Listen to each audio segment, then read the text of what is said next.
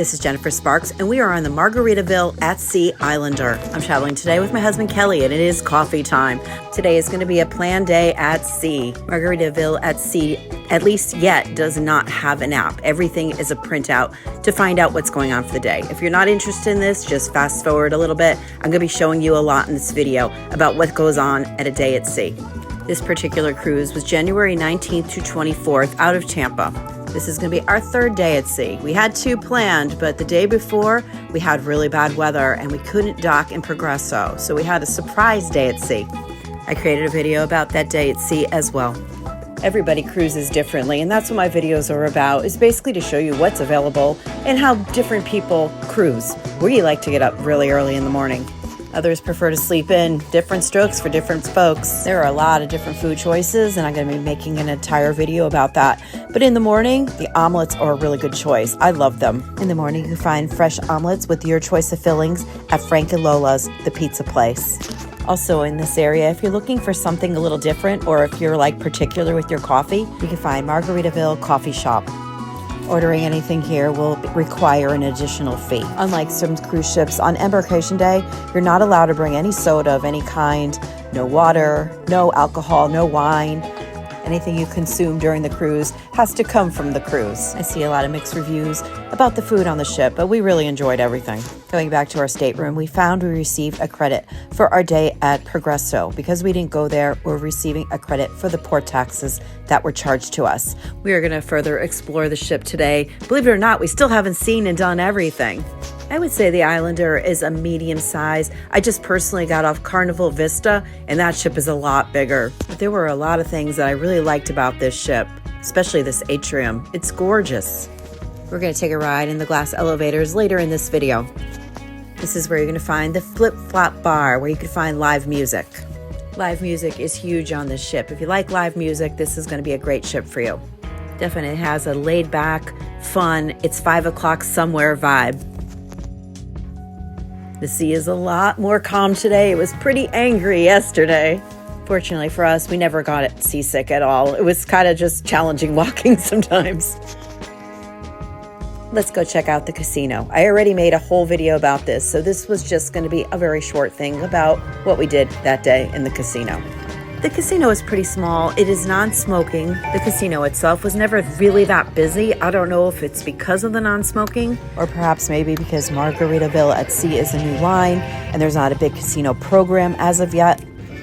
It was very easy to play any machine you pretty much wanted because there really wasn't a lot of people there. And it was very easy to sign up, and they gave us $10 free play for signing up. With Carnival, for example, because that's the line I usually cruise, you use your stateroom key to use as a player's card. This ship, you receive a whole separate card, and then when you want to cash out, you get a paper ticket just like you would in a regular casino. The casino was very fun. I didn't win a lot of money, but I didn't lose a lot either. For those of you that are too young to go to the casino, but you like the casino action, there's a game room. Practice for future casino gamers. One place we haven't checked out yet was the Coral Reef Lounge, and this was beautiful. I'm not really sure what events they held here. If you know in the comments, let me know. Also, if you're watching this and you want to add your comments and your story about your time on the Margaritaville at Sea Islander, let me know in the comments. I would love to hear from you. This cruise was spur of the moment for us. I was trying to align a cruise that started when I was checking out of my resort without having a few days in between where I would need to find another resort. And I couldn't find it with Carnival, and I saw this one. I knew nothing about it. So I was kind of going on this cruise blind. And I'm glad I did because it was really a lot of fun. But I still love Carnival too. And I'm going to be sharing my videos about Vista coming soon. If you're enjoying my day-to-day style of cruise vlogging and you want to see more, I'll leave some playlists at the end of this video. And if you could do me a favor and hit that like button. And if you want to see more of my future videos, kindly subscribe to my channel. Coming up next, we're going to be attending the Sea Day Brunch, and I'm going to be taking you guys with me. The Sea Day Brunch is held in the Islander restaurant. No reservations were necessary, but there is an extra charge for it. On the ship, you're going to be experiencing a lot of paparazzi and photo opportunities. You could come here at your convenience to view your photos. The Bubble Up Lounge is near the restaurants and is a piano bar. I felt a lot of people like to come here and read and relax. Indulge in some quiet time. This woman coming up here on the left is even knitting. I've been hearing some reviews and comments about how it's an older cruise and there's a lot of seniors, and on my ship there were, but it is January and a lot of other people don't have the time off in January. Plus, Jimmy Buffett, let's face it, a lot of the fans are, 40s, 50s, 60s, even on, but the people that on the ship, they were very fun. It wasn't a fuddy-duddy cruise at all. It was very fun and lighthearted. Okay, let's go check out this brunch. This brunch comes with an extra price tag of $15. The reason, I think, mostly is because you get a mimosa with it. But the menu is comparable to Carnival's free Sea Day brunch. The menu consists of, typical lunch and breakfast items. Cheers. Would I do it again or recommend it? I'd recommend it, but I personally probably wouldn't do it again, just because I did it. I always like to try new experiences. I didn't really need to do this, but visually it's a beautiful place. That's a look at Finn's dining room downstairs. There are 2 dining rooms, one above the other. My burger was good, but personally I enjoyed the cheeseburger in Paradise upstairs better. The mac and cheese was so-so. This was very fresh and enjoyable. I think this was the antipasto, and this was good. It was like a sherbet with fruit. It was all good. My husband too, the same thing. He liked it, but he didn't love it. If you have the $30 in your budget, give it a try. It's just not in a different room. You're not getting a completely different experience. It's where you have dinner, and it's kind of food that you'd be able to get at the buffet or somewhere else. It's not that exciting, but it was good. Honestly, we found ourselves dining at the Point of Indecision buffet quite often. We really enjoyed the food there and the variety and the choice of seating. Yeah, this burger was good, but I definitely liked the burger upstairs better. Not sure what deck this was. Was it 4 or 5? But there is a walking trail. It doesn't go completely around, but it was really nice to get outside and walk where there really wasn't a lot of people. Burn off some of that cheeseburger and mac and cheese. Oh wait, somebody else knows about this too. One thing I did not care for about this cruise, and it's not a really big deal, but there really wasn't a lot of places to sit. When you go on Carnival and you're on deck 5, you can find lounge chairs and places to hang. Over here, there really wasn't anywhere to sit unless you were going into the smoking section. They had some comfortable chairs there, and they had some comfortable chairs that you could rent. You could always come and relax at bingo. Sometimes I play, sometimes I just like to come and watch the game. It's very relaxing to me. And look, what do we have here? Someone new broke into our stateroom. We stayed in one of the breezy staterooms with the balcony. It was easily one of the nicest staterooms that I have ever experienced. We're currently floating around the west coast of Florida. Oh man, if you are new to Margaritaville at sea, you are in for a real treat if you like cakes. I don't even really like cakes that much. I never eat birthday cakes or whatever, but I tried these. Oh my gosh, they are so good. In the afternoon, you can find them upstairs at the Port of Indecision buffet, and they are sliced and plated by a crew member. Seriously, almost too pretty to eat, but oh man, they are really, really good. I would definitely save some calories for this. Every day, we would try to make some time for this, and we would try a piece of each just to experience it until I could tell you what it tastes like. I have such a difficult job at times. And seriously, voicing over this back home in Connecticut, living on eggs, and I'm starving. Watching this saying, oh man, I'd rather be eating that. Enjoyed our cake and some coffee by the sea. What's better than this? Seriously. Another problem, and it wasn't a huge problem, but the weather was chilly on most of our cruise, so upstairs was pretty tight.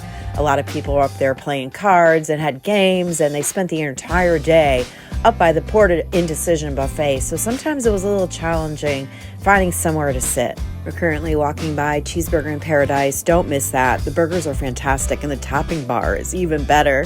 They had the retractable roof, which they finally put up. It has not been up the entire cruise, and it's great that they did that because it made like a indoor solarium, so there was more room for people to enjoy. I'm going to leave the audio raw so you can hear how it sounds upstairs. The audio on this ship is fantastic. It has great bass. It's not distorted or tinny. They really did a good job with the audio. And different genres going on. So if you don't like the genre of music in one area, you could go somewhere else. It's not dominated by any particular genre anywhere on the ship. But you will most likely hear Jimmy Buffett style music more than anything else. Coming out here this day, the temperature drastically changed. Not too many folks hanging out here. Oh yeah, big difference out here.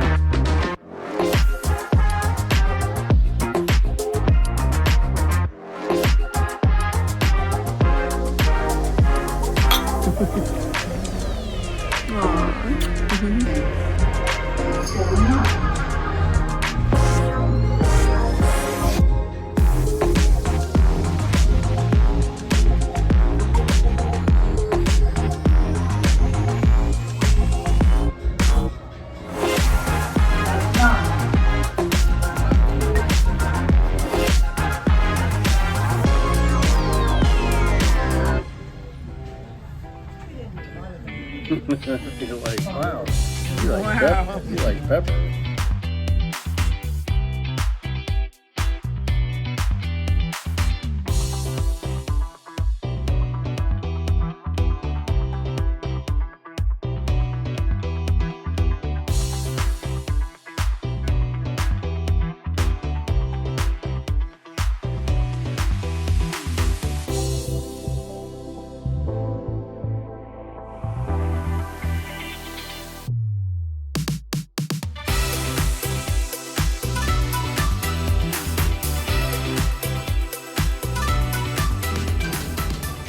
Brisket, burnt ends, and bacon. And Tabasco. And Tabasco.